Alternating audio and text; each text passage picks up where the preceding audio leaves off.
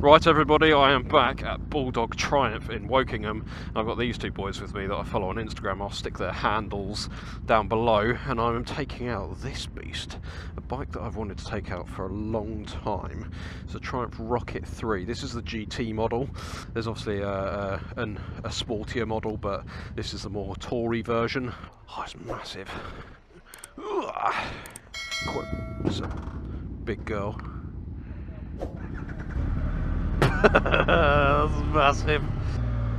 This one has got the forward controls, so something a bit odd to get used to. Oh, the seat's quite comfy. 2.5 litres of absolute torque monster. I'm following these guys in front because I don't know where I am. Everyone knows what this bike's all about. Everyone knows it's an absolute torque monster, but it's 2.5 litres.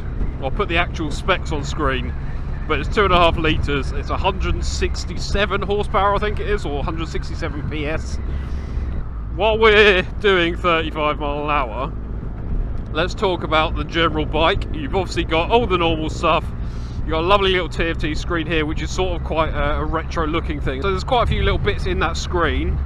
We've got modes, we've got road, sport, rider, rain. Yeah, it's just a bloody monster, mate. It turns in quite nicely though. Oh, Jesus! Yeah, I'm 5'9" as per usual. I say that like it changes every time I get on a bike, but get my feet flat on the floor with bent legs, which is lovely. It's a bit of an odd kind of sensation, putting your feet forward rather than back and underneath you. You can get the mid controls for this though. It's super windy, as you can probably hear. There is a fly screen, I don't know where that... It's very clean air, regardless of where you are, which is quite nice. It's just popping. This bike has got a 240 rear section tyre. 240. I mean, that's wider than my car's rear tyres. I would think, personally, that turning into corners and stuff, you'd expect there to be a little bit of a... I don't know, you'd expect it not to turn into corners, basically. Rather than them falling into a corner, you have to kind of persuade them a little bit. It definitely turns in easier than I thought it was going to, but you can tell it's got a massive, massive tyre on the rear. This one's got heated grips, it's got all the usual, it's got cruise control. It doesn't have a quick shifter, but then I don't know whether that's just because of the size of the engine. If you can get a quick shifter, I'll stick it on screen. I have to say, even at like 15 miles an hour, it's very balanced. She's a big weighty girl of a bike, but it doesn't feel... It feels very long. I can barely touch the front of the tank, let alone get to the headlights. Obviously a very, very long bike, which helps for stability, doesn't help for cornering. That's the same thing that the R9T does, where when you blip it, the bike moves.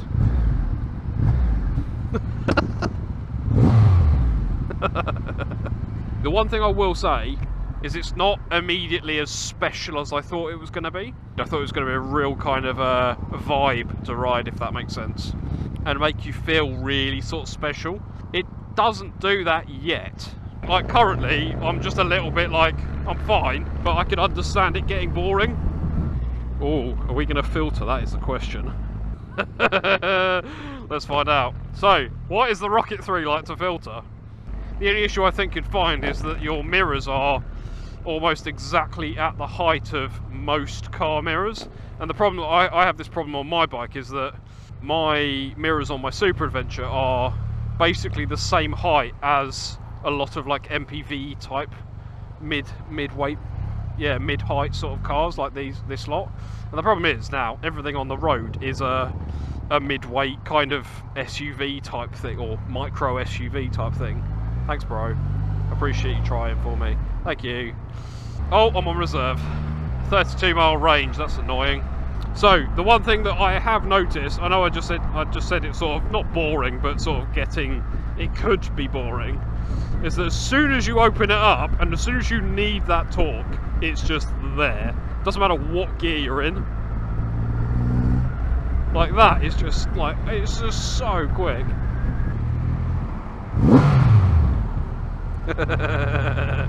So my average is 36.4 mpg. That's not too bad actually, is it? considering it's a 2.5 litre. Right, let's see how easy it is to fill up. Oh, very easy to find neutral, massive side stand. Oh, you have to use the key, Triumph. BMW do the same thing, where you have to use your key to get the fuel cap open. Slightly annoying. Yeah, now look, where am I going to put that? Over there somewhere and risk someone stealing it. Oh, you can't even get the bloody fuel thing in. So, minus points for fueling so far, Triumph. Because I can't get my thing in there. That's slightly irritating. I'm assuming it's a large tank. I'll put it on screen, whatever it is.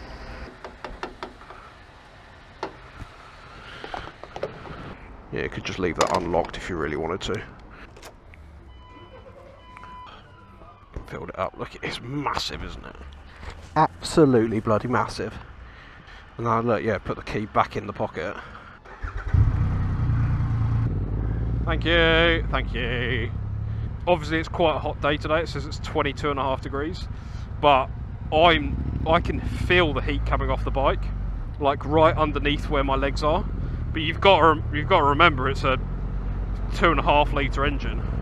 Now I've got a little bit more weight to the top of the bike with all that fuel in it. It kind of feels a little bit more nimble in a way. It like turns in a bit easier. If you've ever been in like a Tesla or an electric car where you get the instant power, but it just feels like it's slowly pulling your lungs out the back of your body, that's kind of what this is like. Oh, I love it.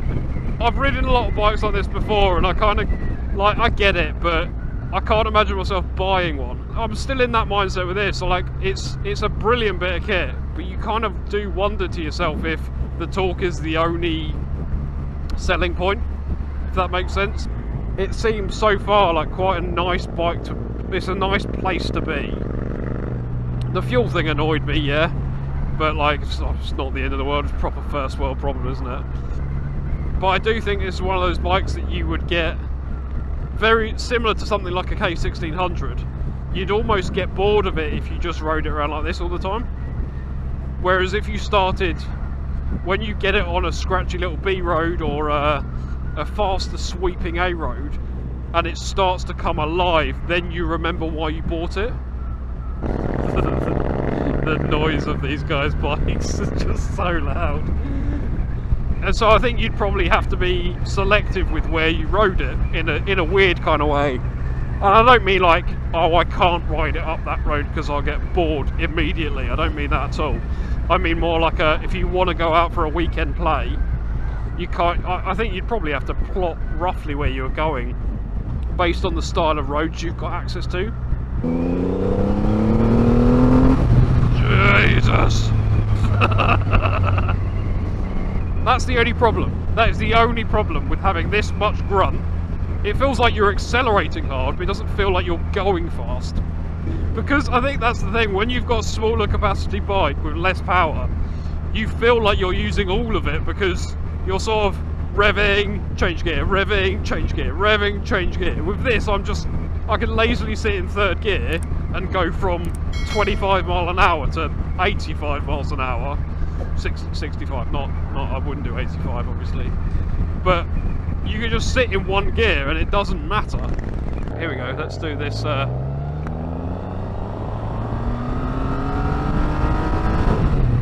60 mile an hour in first gear.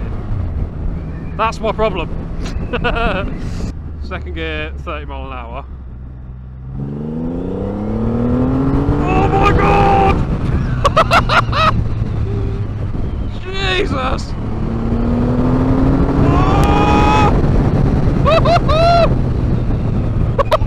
Oh shit! It's got so much power! 3, 2, 1.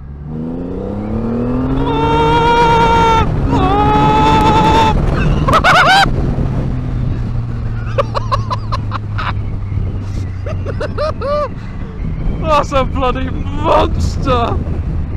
Do you know know what? I think that might even be faster than my KTM.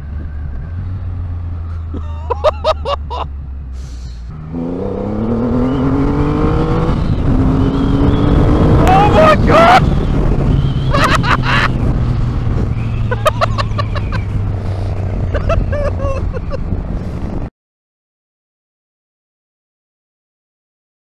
If you're looking for a bike that's just sort of a weekend cruiser bike, I suppose that's the big caveat with this, is it is a cruiser. Brightwell come Sotwell. Oh, I'm such a child. It is a cruiser, but it's one of those cruisers that's just got, like, it's got a party trick, I guess. The one thing I am struggling with, I'll be completely honest, is this indicator. When I push it hard over to the left, it doesn't seem to work. When I tap it for like the 3 indications or 3 flashes, it works. But when I push as hard as I would for a full set of indications, it doesn't seem to want to work. Slightly irritating.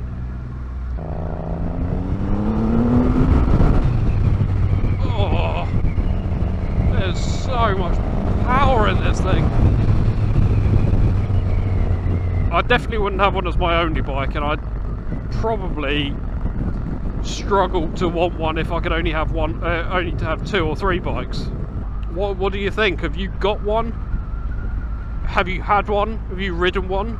The general consensus from me is like, it's a monster of a bike, like in dimensions and in power. It's comfortable. It's a little bit annoying to fill up. It's definitely got that kind of wow, look at me factor. I don't think it's got that special factor that I thought it was going to have. I don't feel like I'm getting the, oh my god, look at the bike I'm riding kind of feel. You know what I mean? It does have that, which is absolutely monstrous. Don't get me wrong, I'm really enjoying riding it. Genuinely think if you're thinking about getting one, or you're thinking about riding one, go and do it. Especially from the guys at Bulldog, they're just so lovely. I don't know whether I could bring myself to buy one because it doesn't have that kind of special factor for me. You could argue it's a one-trick pony, but I don't think it is. It seems like it's a bit more than that. I don't think it's special enough for me to spend 18 grand on one. You know what I mean? You know what I mean, mate? I think the problem for me is I'm utterly spoilt with my bike and the amount of bikes I get to ride. I'm so spoilt with it. As you all know very well, my KTM is that pinnacle bike for me at the moment. It assaults the senses all the time. I'm laughing every single time I ride it, and it's brilliant. So coming off of that onto a bike that only makes you laugh some of the time, makes you think, is it for me, kind of thing. All in all, I think, like, obviously it's a Triumph. Like, the build quality is really nice. It looks and feels very premium as a bike to ride. You don't see a lot of these around, so it still would be a kind of an experience in a way. Anyway, I'm going to go now because it's 1 o'clock. I need to get some lunch. Once again, thank you so much to the guys at Bulldog for like letting me take one of these out. I've wanted to ride one for years. I've never really just got around to it. Alex, thank you, mate. Appreciate you. I just keep having the time when I'm talking because of these guys. Alex is one of the service guys who used to work at Bike Stop. He's got a photography based Instagram which is really good. You should go and check it out. I'll put a thing on screen or something. But yeah, thank you very much for joining me. I'm going to go and ride like a dick for the rest of this test ride. And I'll see you guys in next week's video. Bye.